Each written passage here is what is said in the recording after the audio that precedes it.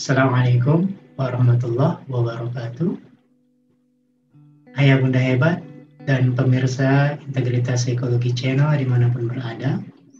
Alhamdulillah berjumpa lagi dengan saya Triyatno Yudo Prabowo.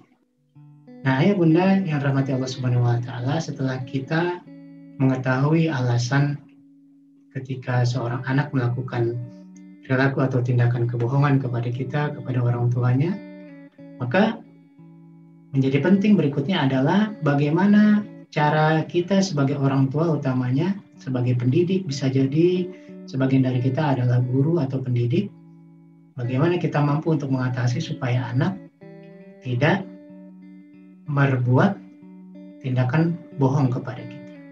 Yang pertama, ayah bunda hebat dan keluarga hebat dimanapun berada, adalah hargai dan jangan sampai kita marah ketika anak berbicara jujur walaupun itu tidak sesuai dengan apa yang kita harapkan.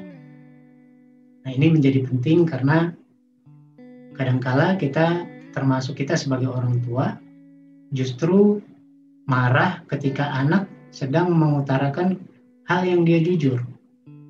Mohon maaf, misalkan kasus-kasus atau fenomena ketika seorang anak sudah menginjak remaja, dia suka dengan lawan jenisnya, maka langsung kita marah. Padahal dia sedang menyampaikan hal yang jujur bahwa dia suka dengan kawannya, misalkan suka dengan kenalannya yang itu lawan jenis, dan itu normal.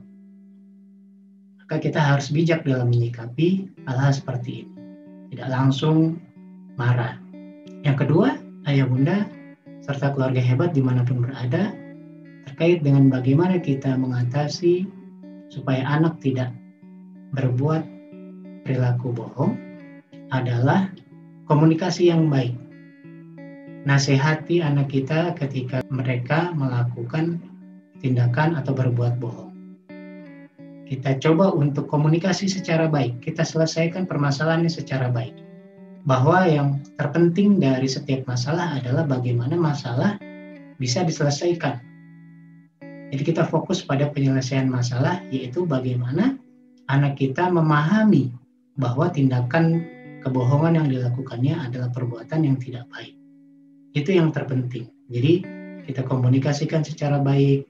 Kalau kita memang terpancing emosi kita, maka ada baiknya untuk kita cooling down dulu, untuk kita sementara waktu, kita coba untuk menenangkan hati kita, baru setelah itu kita bicara komunikasi dengan baik kepada anak kita. Dan seperti yang sudah pernah saya sampaikan, ada teknik-teknik komunikasi untuk bicara kepada anak, dan ini harus kita perhatikan.